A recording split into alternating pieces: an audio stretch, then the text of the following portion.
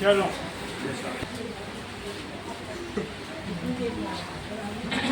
Now chapter number 1 exercises निकालो। Starting के last के पहला वाला चैप्टर फर्स्ट पेज निकालने के लास्ट सब करा देंगे। सब हो जाएगा, tension no. That is natural resources and their use, chapter solution, class 8. Natural resource and their use, chapter solution, class 8.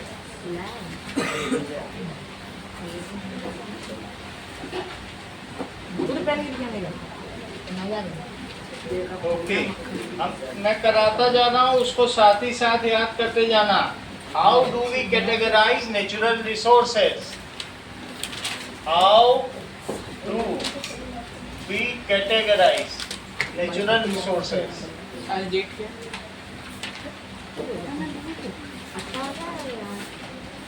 18 August.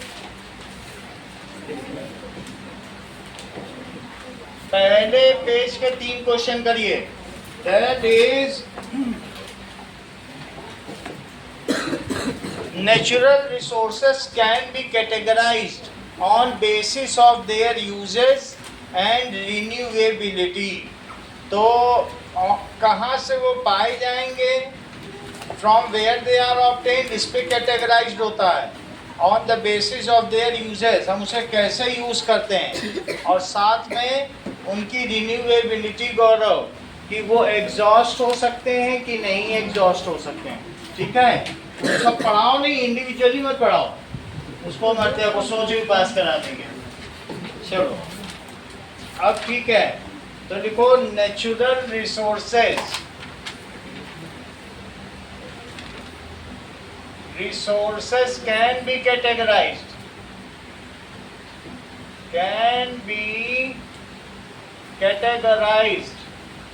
on basis of their origin,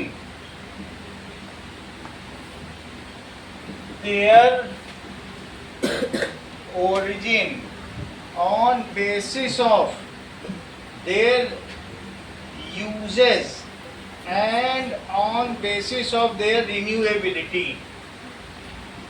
and on basis of their renewability या exhaustibility।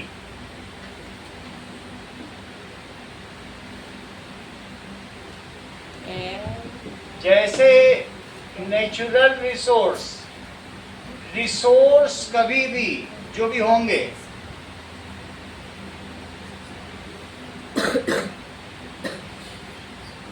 Sir वो renewability के बाद क्या लिखा है? एक्सॉस्टिबिलिटी। चलिए, तो अब देखो कि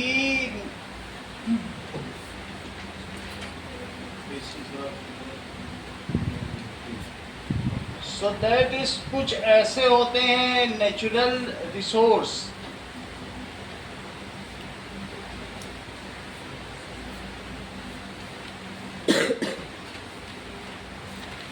flow chart of natural resource. ये रिसोर्स का नहीं पूछ रहा है, सिर्फ नेचुरल रिसोर्स का पूछ रहा है। सो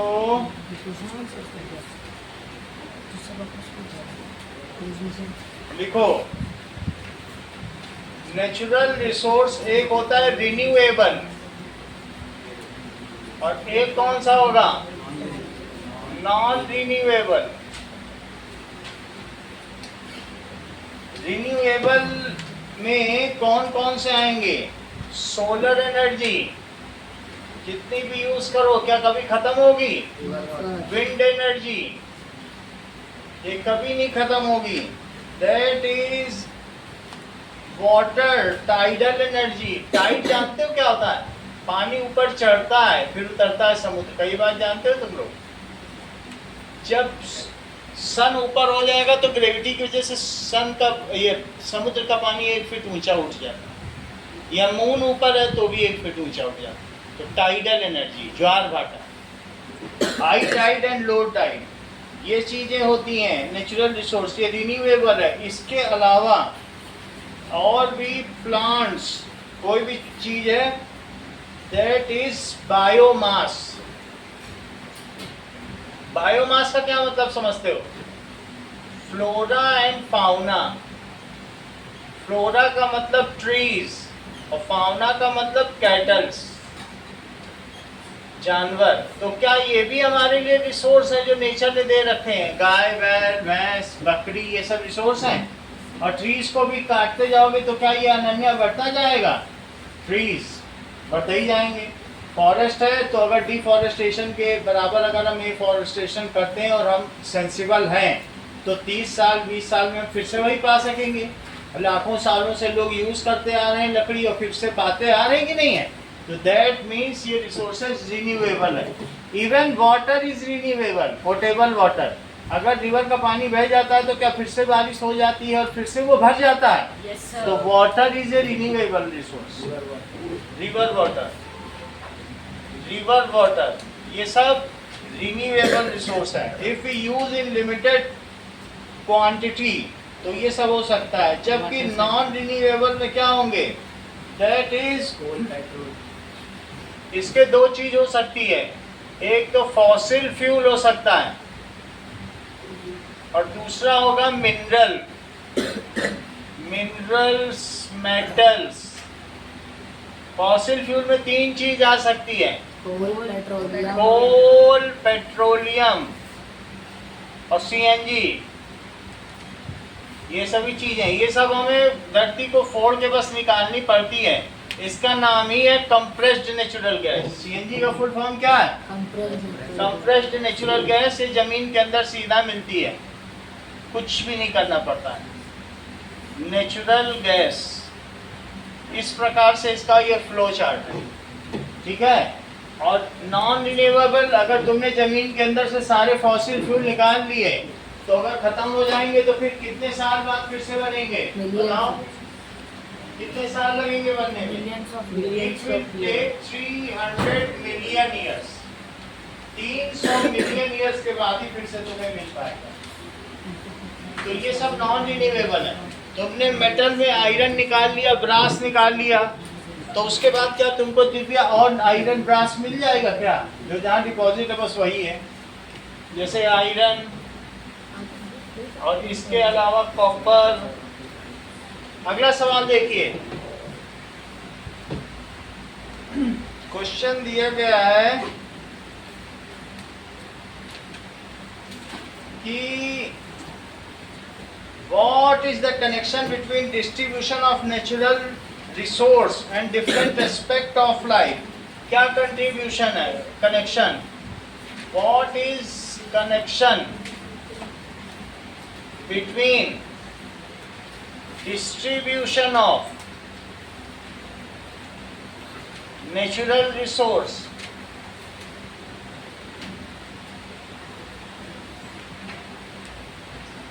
and different aspect of life? Aspect of life. There is deep connection between them. There is deep connection between them. For example, मान लीजिए if a location has river bank, कोई भी रिवर बैंक है तो क्या होगा? It will be a site of cultural importance and religious importance. Ganga नदी के किनारे क्या क्या बना हुआ है? क्या बनारस बना हुआ है कि प्रयागराज बना हुआ है? सरयू नदी के किनारे अयोध्या बसी हुई है और वहाँ लाखों लोग आते हैं, तो क्या वहाँ लोगों को व्यापार मिलता होगा? बहुत व्यापार मिलता है, उनको कुछ करने की जरूरत नहीं। जो यात्री आते हैं उनको ठहराने का प्रबंध करना है, खिलाने का प्रबंध करना है, बस कुछ और नहीं करना। सर गाइड भी बनते हैं, गाइड भी बन जाते हैं। तो रिवर बैंक के किनारे क्या होगा? और तुमको मालूम है इंडस वैली सिविलाइजेशन किसके किनारे बसा? That is Indus river. So various civilization took place near river. तो डीप कनेक्शन हुआ कि नहीं? सो all civilization, human civilization developed, civilization developed. प्रयास करना कि किसी भी क्वेश्चन में 2 से ज़्यादा स्पेलिंग गलत मत करना. और सभी लोगों ने सब आंसर सही लिखे, लेकिन स्पेलिंग पे ध्यान देना. और कुछ स्पेलिंग 5-6 स्पेलिंग इन्होंने भी, स्वरित ने भी ठीक की. तो इस तरीके से हम लोगों को भी जैसे भी ये कर सकते हैं तो हम भी कर सकते हैं. Developed near river bank. और क्या क्या चीज़ हो सकती है बोलो? रिवर बैंक, ठीक है. और that is such places are have. Sir all human के बाद क्या लिखा है? सिविलाइजेशन. सिविलाइजेशन का मतलब है मानव सभ्यता. चाहे हड़प्पा की, मोहनजोदड़ो की, लोथल की, कालीबंगा की, जो भारत में विकसित हुई है, या सिंधु घाटी सभ्यता, सब सिंधु नदी के किनारे विकसित, 5 सभ्यताएं. और नाइल रिवर के पास जो नील नदी की सभ्यता, सुमेरियन सभ्यता, मायन सिविलाइजेशन जो तुमने पढ़ी है, ठीक है, गुंगुलगल वाली, ये सब नदियों के किनारे ही बसी हुई, ठीक है. और मेसोपोटामियन वाली दजला फरात, जो कि ये लक्ष्मी कन्वर से पूछो तो तुरंत बता देती हैं कि भाई मेसोपोटामियन सभ्यता का सबसे पहले यही बताया. अब होगा इराक से कोई कनेक्शन. तो such places have religious importance. कैसा इंपॉर्टेंस है?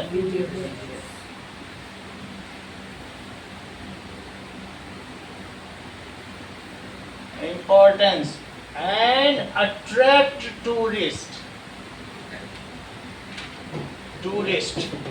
दूसरी चीज क्या है? If fossil fuel is found anywhere, ठीक है, then that country will be rich. सबसे ज्यादा रिच कौन है? दुबई, संयुक्त अरब अमीरात, यूनाइटेड अरब अमीरात. जो खाड़ी देश हैं, गल्फ कंट्री से क्यों रिच है? सोने की कार में क्यों घूमते हैं? क्योंकि 10 रुपए लीटर पानी बिकता है, 9 रुपए litre petrol.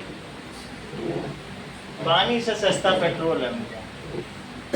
Found anywhere, then that place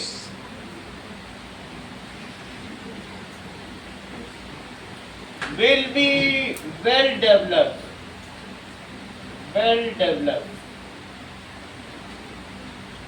example क्या है? Gulf countries.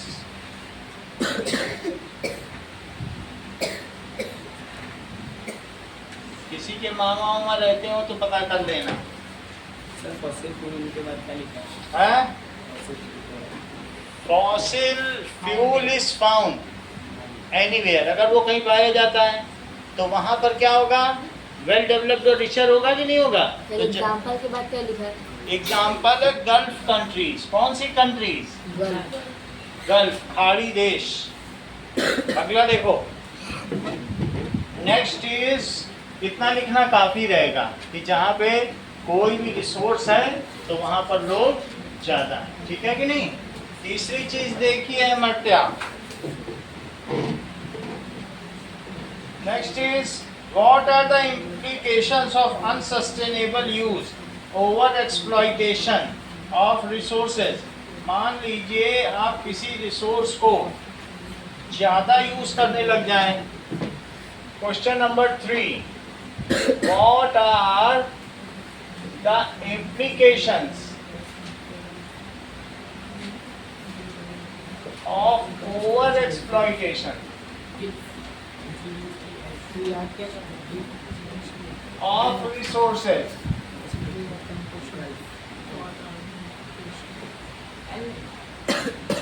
That is, Caselet of Punjab is a good example for over exploitation of resources. Caselet तुम्हें मालूम है ना पंजाब का? Caselet of Punjab is example of exploitation, किसका exploitation? Of ground water. They used,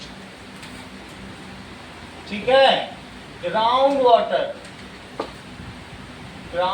water for paddy cultivation. धान जानते हो, उसको पैडी कहते हैं, paddy cultivation, which requires a lot of water, जिसमें कितने पानी की जरूरत होती है? Which requires a lot of water, बहुत पानी की जरूरत पड़ती है। Ultimately their ground water level had gone very low. कैसा चला गया? लो। अल्टीमेटली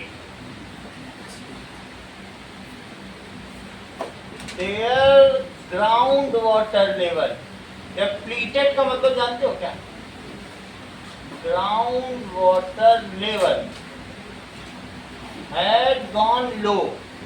सर पैडी धान, पैडी की धान को कहते हैं। सर पैडी के आगे क्या लिखा है?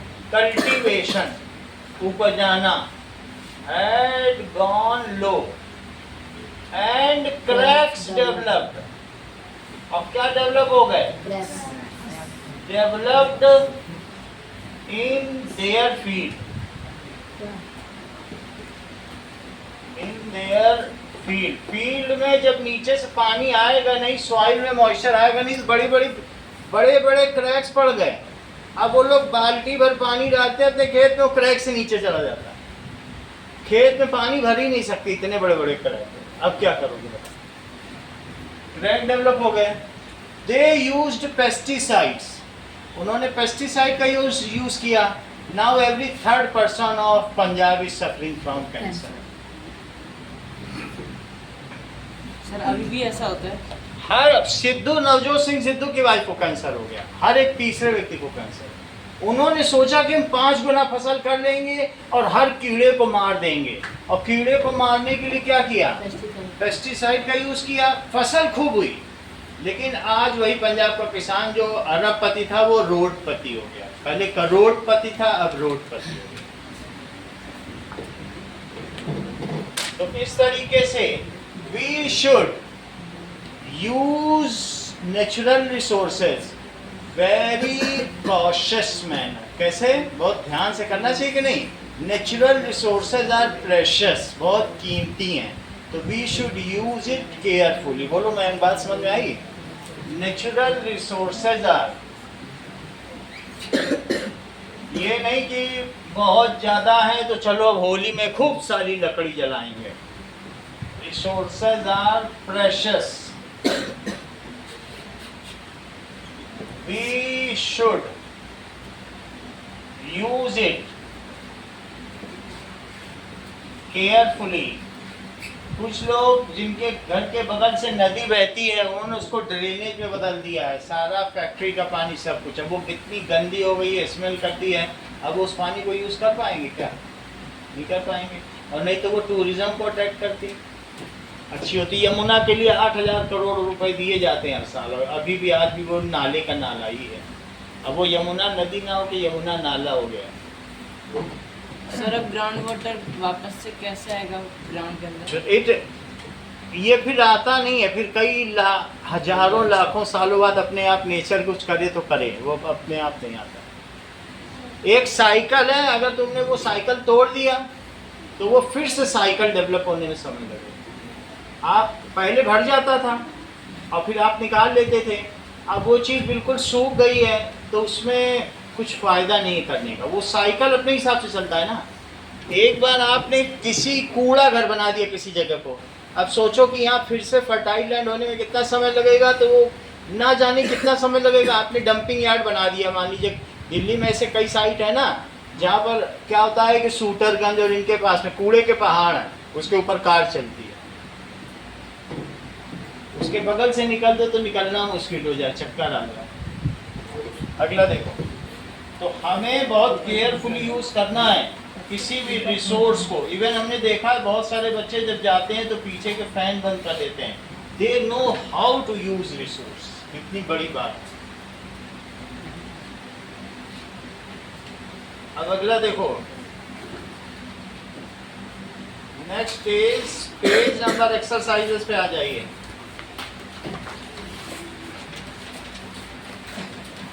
That is what can make what is today renewable can non-renewable। आज जो रिन्यूएबल है क्या वो कभी नॉन रिन्यूएबल भी हो सकता है? ऐसा तुम्हारे विचार में आता है? अगर हम उसका ठीक प्रकार से यूज नहीं करेंगे तो वो नॉन रिन्यूएबल भी हो सकता है। चेक करो, that is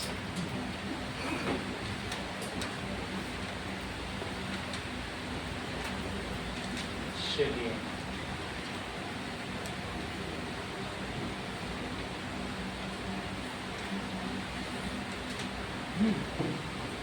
now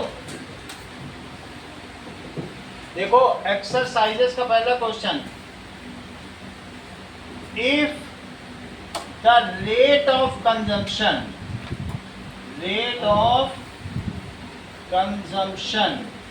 is more than the rate of regeneration,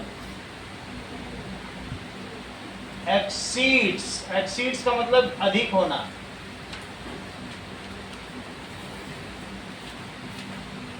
exceeds the rate of regeneration। For example देखिए, अगर मान लें आराध्या सभी लोग रिवर बैंक के किनारे रहने वाले ये सोच लें कि हमारे घर में एक बड़ा स्विमिंग पूल होना चाहिए, वो अपने घर के पानी को रिवर के पानी से अपना स्विमिंग पूल बना लें और रिवर सूख जाए, तो रिवर सूखने के बाद धीरे धीरे वो डंपिंग यार्ड बन जाएगा, क्योंकि फिर वो चीज़ वो फिल हो जाएगी, वो लैंड फिल हो जाएगा, फिर वहाँ से रिवर कभी बहेगी नहीं। समझ में आ गई बात कि नहीं? तो ऐसे केस में अगर रेट ऑफ कंजम्पशन, तुम सोचो कि हम लकड़ी काट लें और कल उग जाएगी, तो कल क्या उग जाएगी? वो फिर जहाँ सारा डिफॉरेस्टेशन हो गया तो उसके बाद लोग वहाँ घर बना लेंगे, फॉरेस्ट भी खो जाएगा। हाँ, सीजनल रिवर साउथ इंडिया की सारी सीजनल रिवर्स हैं, जबकि ऊपर वाली पेरिनियल रिवर्स हैं। तो अगर हम उसके पानी को सोच के नहीं यूज़ करें और हम सोचें कि ज़्यादा यूज़ करें, ओवर एक्सप्लॉइट करें, so in that case we will not get water throughout. आप ज़्यादा यूज़ करोगे तो गवर्नमेंट पीछे से डैम से पानी और छोड़ेगी, क्योंकि उसको तो वोट चाहिए ना। वो कहेगी अगर नहीं छोड़ेंगे तो हमें इस चुनाव में हार जाएंगे, पूरा छोड़ देगी।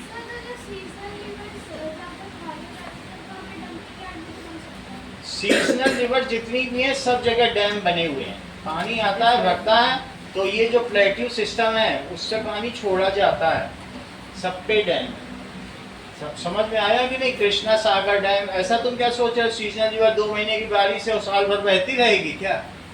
लेकिन वहाँ पानी तो सबको पूरे साल चाहिए, तो सब जगह डैम बनाया गया है और वो थोड़ा थोड़ा करके छोड़ो। लेकिन तुम ज़्यादा यूज़ कर लोगे तो सरकार भी तुम्हें ज़्यादा देगी। तुम्हें ज़्यादा बिजली चाहिए तो वो और डैम बनाएगी, वो ये नहीं देखेगी कि एरिया सबमर्ज हो जाएगा, उसको वोट चाहिए सरकार। तुम मांग बढ़ाते जाओ, देती जाए, तुमको खुश रखेगी, जब नेचर का भट्टा बैठ जाए। तो क्या चीज़ होनी चाहिए? If rate of consumption is Ananya more than rate of regeneration, तो क्या होगा? देन द रिसोर्सेज विल क्या हो जाएंगे? देखिए, देन जो renewable resource will get non renewable. Then जैसे मैं लकड़ी के बारे में बात कर रहा हूँ, रिन्यूएबल रिसोर्स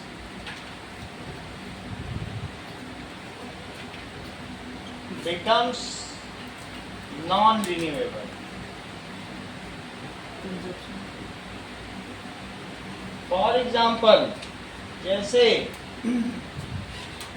if कंजप्शन मतलब कंजम्पशन का मतलब खपत, या if the rate of usage, rate of use ऐसा लिखो, exceeds। जैसे example, if we draw more groundwater than the rate of its recharge, तो क्या होगा बताओ?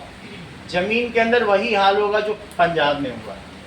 तुम उतना ही जमीन से पानी निकालो जितना जमीन में जा रहा, तब तो उसका लेवल सही रहेगा। So if we extract more water, more underground water, कैसे निकालोगे?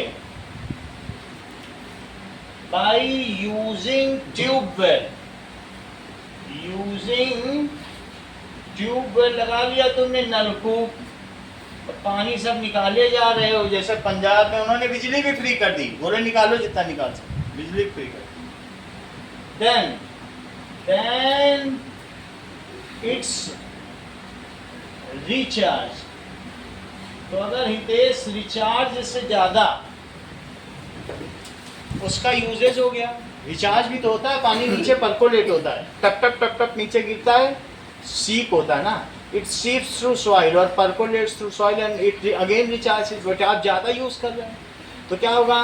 Then ultimately ground water will become depleter, underground water, and you can never use it. Deplete का मतलब है उसका लेवल कम हो जाएगा। Then underground water, underground water will get depleted. Depleted ना लिख सकना तो depleted हर एक के अपने मीनिंग है। एग्जॉस्टेड कर दो। And it can never be used. Sir exceeds मतलब क्या होता है? एक्सीड्स का मतलब बढ़ जाना। एक चीज़ बढ़ जाए, जैसे दाम बहुत बढ़ जाए किसी चीज़ की मांग से, तो फिर लोग खरीदना बंद कर देंगे। एक्सीड का मतलब बढ़ जाना कोई चीज़, और रिसीड का मतलब घट जाना। Can never be used. क्या उस पानी को यूज़ कर पाओगे? ग्राउंड वाटर को। पंजाब आज सूखे की मार से गुजर रहा है, तुम्हारे बुक में मैप बना हुआ है पंजाब का, 90% क्षेत्र उसका सूखा ग्रस्त, और वहाँ की पानी का लेवल कितना पहुँच चुका है देख लो।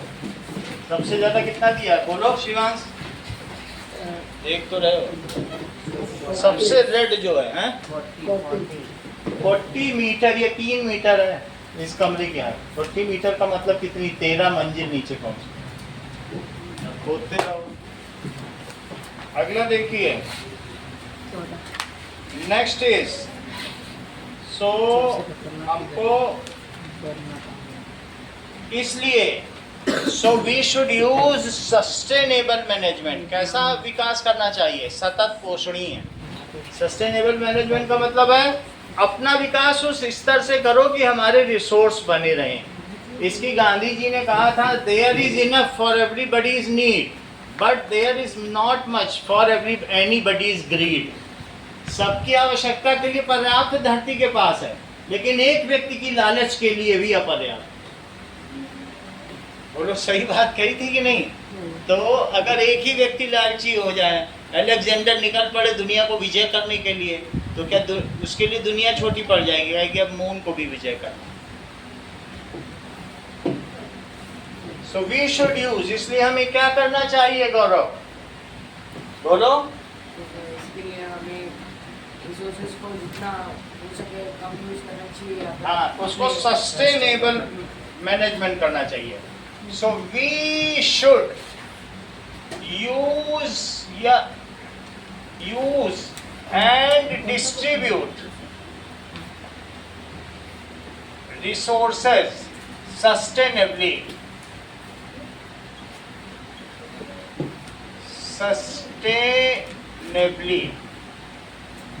सतत पोषणीयता के साथ. That means so that resources last forever.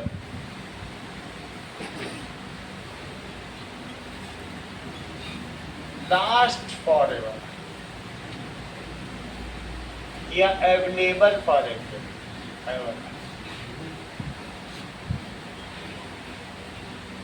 चलो अगला क्वेश्चन देखो. Name 5 ecosystem functions that serve human. 5 ecosystem के नाम बताओ. जैसे हमें फायदा मिलता हो, पॉलिनेशन एग्जाम्पल क्या है? पॉली, हाँ, अवेलेबल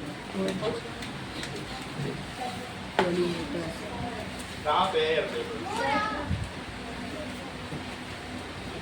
अवेलेबल फॉर एवर, हमेशा अवेलेबल, फॉर एवर। हम लोग कहते हैं नहीं, लिव फॉर एवर, आराध्या चिरंजीवी भव, सब बूढ़े होके मर जाए तुम ऐसे ही बनेंगे। पॉलिनेशन, पॉलिनेशन का मतलब क्या है? There are natural pollinators, insect हैं, इंसेक्ट, मॉस्किटो, ये सब क्या होते हैं? Insects, flies, these are natural pollinator। इसका मतलब क्या है? pollinators, जब किसी फ्लावर को देखोगे तो फ्लावर के सेंटर में इस तरीके का कार्पेट होगा जो फीमेल रिप्रोडक्टिव ऑर्गन है, और उसके ऊपर यहाँ पे कौन सा होगा? Male reproductive organ. इसमें बहुत सारे पॉलन्स होंगे, चिपके रहेंगे। लेकिन जब इंसेक्ट इस पे बैठेगा तो क्या इंसेक्ट जब बैठेगा तो अपने पंखों में ये पॉलन चिपका लेगा, तो ये इसके ऊपर चिपक जाएंगे, और अल्टीमेटली क्या होगा बताओ? ये इसी पे गिर भी जाएंगे जब वो अपने पंखों को साफ करेगा। हाथ से साफ करता है कि नहीं पीछे से पंखों को? तो अल्टीमेटली जब इस पे गिरेगा तभी इसके अंदर एक ओव्यूल है, उसमें ये चीज़ जाएगी, तभी ये सेब बनेगा, अनार बनेगा। ये फ्लावर है, तो फ्लावर में अगर पॉलिनेशन नहीं होगा तो क्या उसमें कुछ फ्रूट बन पाएगा? तो ये जो बीच का पोर्शन है क्या है? Female reproductive system. और ये जो स्टेमन है उसे क्या कहेंगे बताइए? Filament and that is anther, पूरे को स्टेमन कहते हैं। तो ये मेल रिप्रोडक्टिव सिस्टम है। तो इसका स्पर्म या इसका पॉलन जब तक ओवम में नहीं मिलेगा तब तक क्या वो चीज़ फर्टिलाइजेशन कही जाएगी? क्लास 8 में तुमने फर्टिलाइजेशन पढ़ा, निषेचन, और फिर फर्टिलाइजेशन नहीं होगा तो फ्रूट कैसे बनेगा? Flower is only converted into fruit, लेकिन उसके लिए जरूरी क्या है? पॉलन किस में चला जाए बोलो? और ये क्या है? ओवम। और ये कौन है? इंसेक्ट। तो pollen, that is reaching of pollen to, इसके सबसे ऊपर जो स्टिकी पोर्शन है इसे स्टिग्मा कहते हैं। तो that is reaching of pollen, ठीक है, over female reproductive system is called pollination. बात समझ में आ गई? This causes fertilization and conversion of flower into fruit. समझ में आई बात कि नहीं? दैट इज ट्रांसफर ऑफ, लिखो सर नेचुरल के बाद क्या लिखा है? नेचुरल पॉलिनेटर है, पॉलिनेशन करते हैं। Transfer of pollen, Harsh, transfer of pollen किस पर? Over stigma. स्टिग्मा बिल्कुल चिपचिपा होता है। Over stigma is called pollination. इसी को पॉलिनेशन कहते हैं। इट रिजल्ट्स, और अगर पॉलिनेशन एक बार हो गया तो क्या होगा? रिजल्ट्स इनटू, इसका मतलब है ये फूल प्रेग्नेंट हो गया। फर्टिलाइज होने जैसे हम लोगों में होता है ना प्रेगनेंसी, तो अगर वहाँ पहुँच गया तो प्रेग्नेंट हो गया, तो और फिर प्रेग्नेंट हो गया तो ये अमेजॉन के थ्रू एक एप्पल डिलीवर कर देगा। ये flower will converted into fruit. So it result into fertilization. वो अंदर पहुंच जाएगा, समझो, फर्टिलाइजेशन। तुम क्या समझते हो? ये इसके ऊपर अगर रहेगा, ये छोटा सा दाना, इसने इसको गिरा दिया, ये सीधा अंदर जाके इसके अंदर चला जाएगा, ये फर्टिलाइजेशन। यहाँ से यहाँ पहुँचना पॉलिनेशन है, और यहाँ से यहाँ पहुँचना क्या? फर्टिलाइजेशन। फर्टिलाइजेशन होते ही ये बढ़ने लग जाएगा, फूल पत्तियाँ सब झड़ जाएंगे, पेटल सेपल सब गिर जाएंगे, बीच में बड़ा सा अनार। समझ आई बात कि नहीं? पहले पॉलिनेशन होगा, गिरना, फिर अंदर चला जाएगा, अंदर जाने में 2 सेकंड लगेगा, अंदर जाते ही इसके अंदर चला जाएगा। सब लोग समझ में आई बात की नहीं? और अंदर इसके अंदर ही चला गया तो ये यहाँ से जाता जाता इसके अंदर कहेगा इसको, सर ये कौन सा फ्लावर है? है ये कौन सा फ्लावर ये है? हिबिस्कस, गुड़हल का फ्लावर है।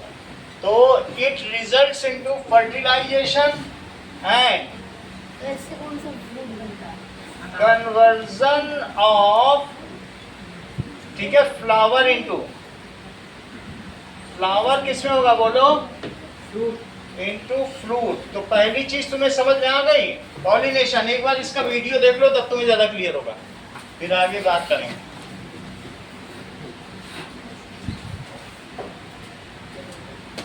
चल जस्ट एक मिनट के लिए दिखा दो।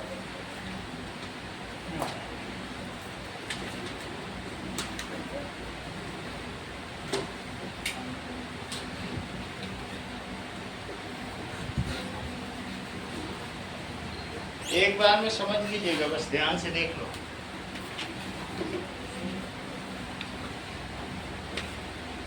चलो ये देखो, पॉलिनेशन,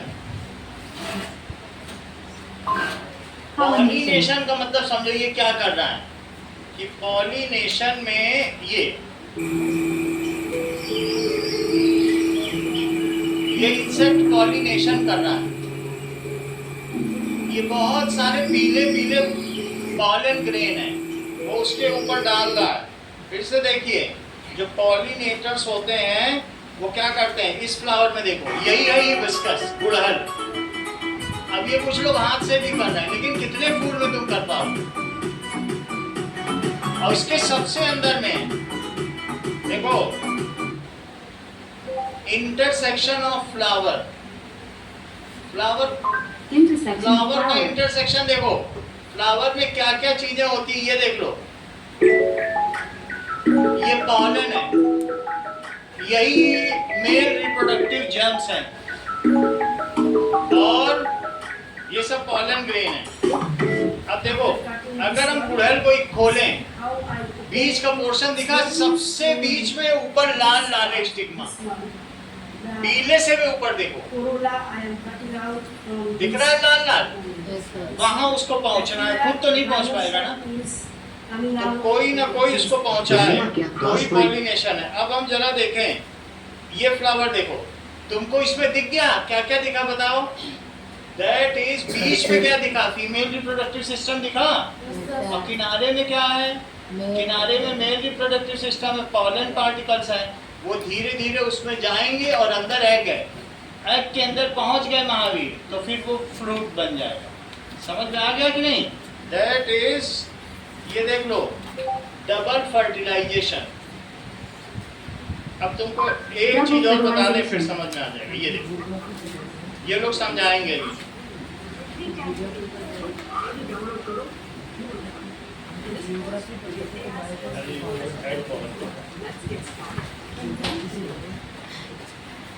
ये देखो,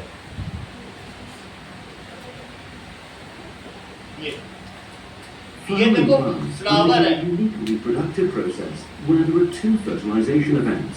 बीच में क्या है? बिल्कुल सेंट्रल में देखो क्या है, सेंटर में कार्पेल है। क्या है? अभी लिख दूंगा। कार्पेल के ऊपर स्टिकी स्टिकी स्टिग्मा है। देखो कैसे होगा, इसके अंदर ओवम है, इसके अंदर क्या है? ओवम। अब जरा देखो, ये तो अगली क्लास का है, लेकिन अभी तुम्हें थोड़ा सा दिखा दे। ये देखो, अब यहाँ से देखो गौरव, इसमें से अगर इस पॉलन उसके अंदर चला जाए, ये है एंथर, इसके अंदर बहुत सारे पॉलन है कि नहीं? अगर इसमें से एक निकल जाए और वो उसके ऊपर इंसेक्ट पहुंचा दे, तो क्या होगा बताओ? अब ये देखो उड़ेगा, मैं आज ये देखो उड़ा, और वो लोग किसके ऊपर गिर गया? यही काम पॉलिनेटर्स करते हैं। देखो इसके ऊपर यही स्टिग्मा है, चिपक गया, अब गिर नहीं सकता तुरंत ही इसके नीचे ट्यूब निकलेगा, 2 सेकंड का काम है ये। into the ovary. और 2 सेकंड का काम है, इसमें से निकल के वो कहाँ पहुंच रहा है बताओ? Cell nucleus. एग के पास। एग को ढूंढ रहा है, जैसे दूल्हा दुल्हन के पास Once near the पहुंचता है। ovary, it divides by ऐसे। mitosis to produce two haploid sperm cells. अब जरा देखो, The pollen tube reaches the micropyle and releases the sperm cells into the वो embryo cell. सब जो बहुत स्वागत के लिए खड़े थे उनको तोड़ ताड़ के अंदर सेंटर पे पहुंच This जाएगा, produces a और वो definite पहुंच जाकर zygote, को फ्रूट which बना will देगा। become सही है कि नहीं? embryo. बाराती खाने पे टूटेंगे दूल्हा दुल्हन, and यही तो होता है कि नहीं? fuses with both of the central nuclei. और ये सेंटर में चला जाएगा, भी दिखा रहा है, This unusual सेंटर में चला जाएगा, वही develops फ्रूट into बन an जाएगा। endosperm सही है? and serves as the embryo's food supply. Pollination समझ में आ गया? ट्रांसफर ऑफ पॉलन, ठीक है, from anther to stigma is called pollination. Pollination के बाद क्या होगा? वो उसके अंदर चला जाएगा, फर्टिलाइज रिजल्ट फर्टिलाइजेशन, फिर flower is converted into fruit. तो तुम फ्रूट बेचो, सर इससे कौन सा फ्रूट बनेगा? हाँ? इसलिए आप अलग अलग फ्लावर से अलग अलग है। अनार के फूल से अनार बनेगा।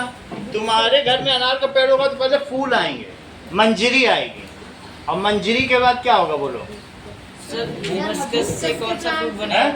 हिबिस्कस से भी बहुत छोटे छोटे दाने बनते हैं, वो खाने लायक नहीं होते हैं।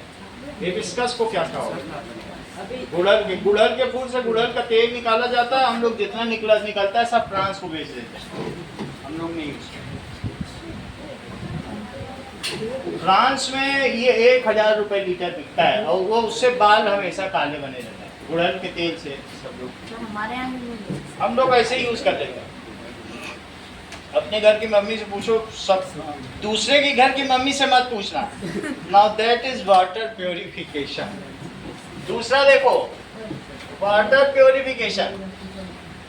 तो बताइए, एक्वेटिक एनिमल्स लाइक फिश क्या करती हैं? Water purification, that is fish consume organic matter. मान लीजिए किसी ने ह्यूमन एक्सक्रीटा या गोबर बहा दिया पानी में, तो उसको कौन खा जाएगा? फिश। और पानी को वो बिल्कुल साफ कर देगी। जिस पानी में मछलियां हैं वो पानी बेधड़क की हो, वो बिल्कुल साफ हो। ये consume organic matter and clean water. उसमें सॉल्ट ज़्यादा है, तो क्लीन वाटर, ठीक है, and clean water and make it portable. और कैसा बना देंगी?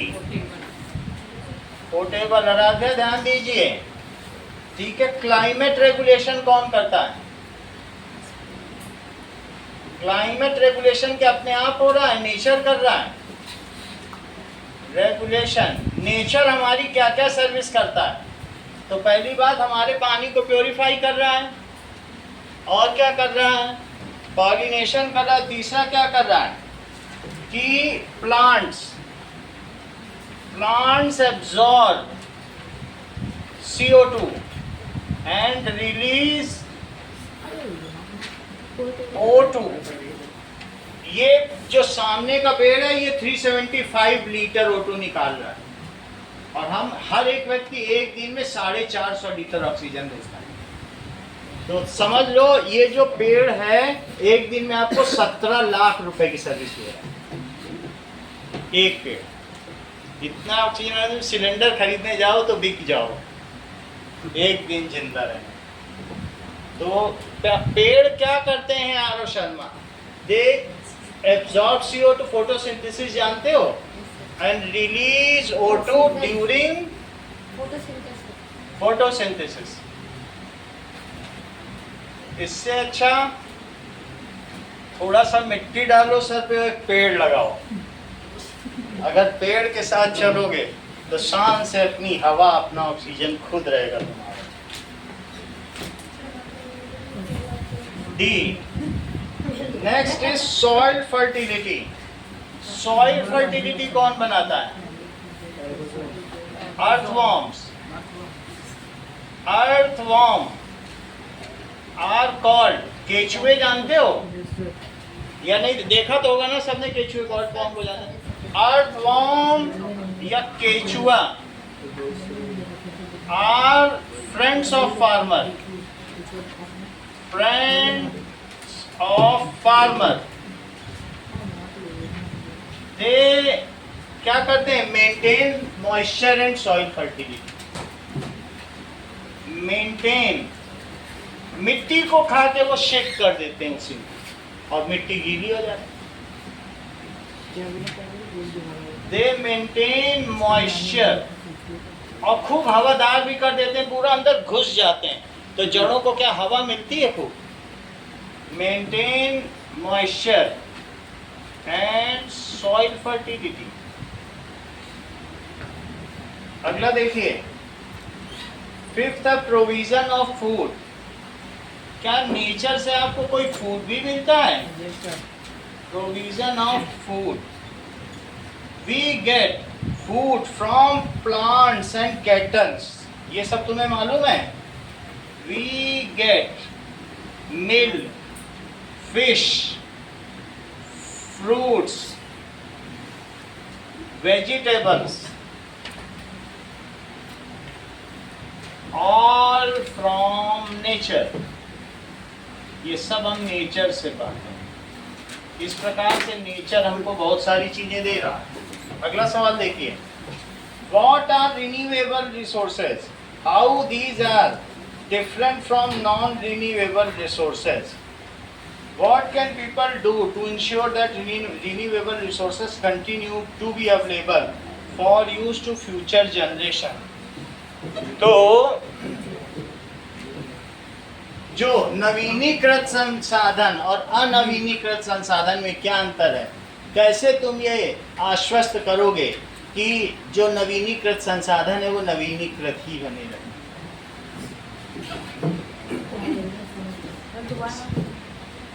रिन्यूएबल रिसोर्स रिन्यूएबल ही बने रहे, उसके लिए तुम्हें क्या करना होगा? अभी एक सवाल ऐसा कर चुके हैं। क्वेश्चन नंबर 3 देखो, दैट इज क्वेश्चन पूछा गया है कि what are renewable resources and how do you think these are different from non renewable resources.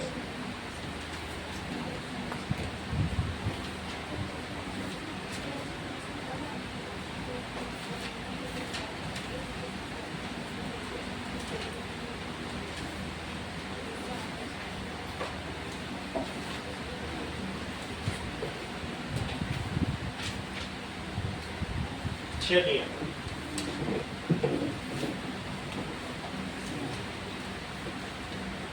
Renewable resource क्या होते हैं? That is the resources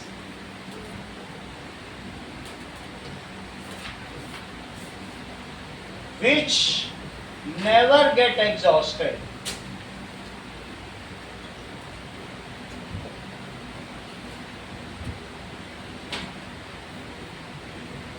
Even though used by people,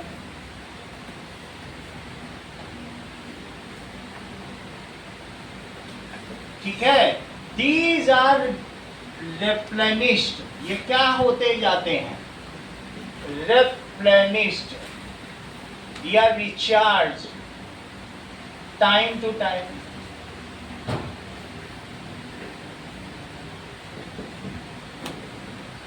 These are available in large quantity। ये कितनी quantity में available होगा?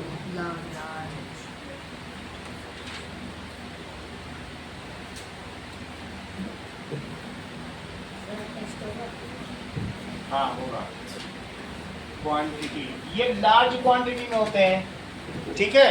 Non renewable resource क्या होते हैं? तो इसको क्या कहते हैं? These are replenished and these are called renewable resources। इनको रिन्यूएबल रिसोर्स कहो। और नॉन रिन्यूएबल रिसोर्स किसे कहोगे?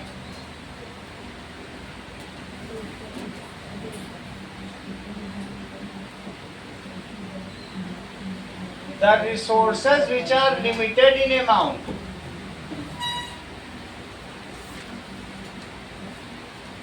Which are limited in amount and these are formed in millions of span of years.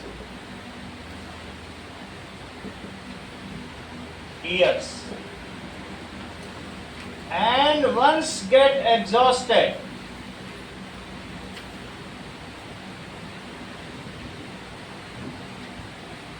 will never be replenished. क्या कभी replenished होंगे? Never be. इसका example क्या है? Fossil fuel. और ऊपर वाले का क्या है? सनलाइट। तो क्वेश्चन में क्या पूछा गया है? That is how ensure if resources are used sustainably, if renewable resources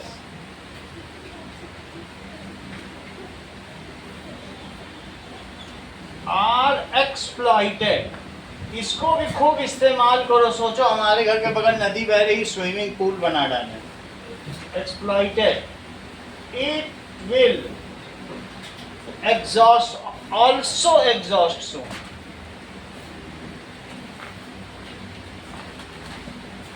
So we should use them sustainably so that it retained for future generation. इसलिए इसको सतत पोषणी ध्यान से यूज करना चाहिए. So it should be used carefully and sustainably.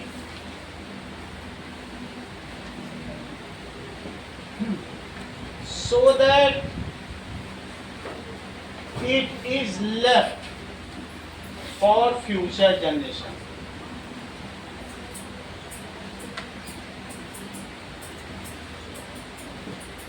अब देखो, आपको हमने इसमें 3 क्वेश्चन करा दिए हैं, इसके 2 क्वेश्चन करने हैं और जो शुरू के 3 है उसमें से भी 2 करने हैं.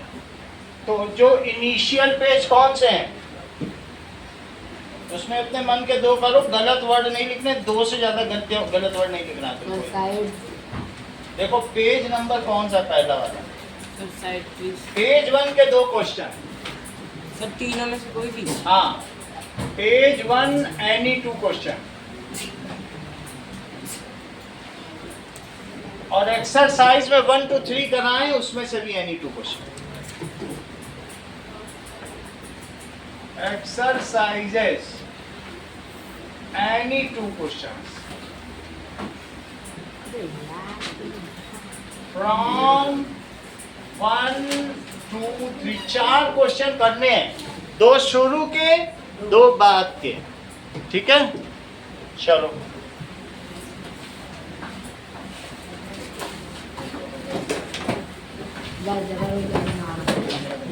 किसी भी जगह ना कल इसको पूरा कराएंगे और हिस्ट्री के क्वेश्चंस कराएंगे. हिस्ट्री के क्वेश्चंस भी फिर आप तैयार हो जाएंगे.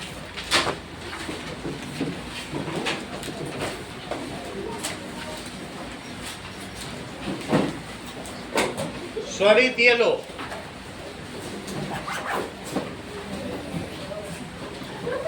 कुछ वर्ड सही है इधर. मयंक वर्ड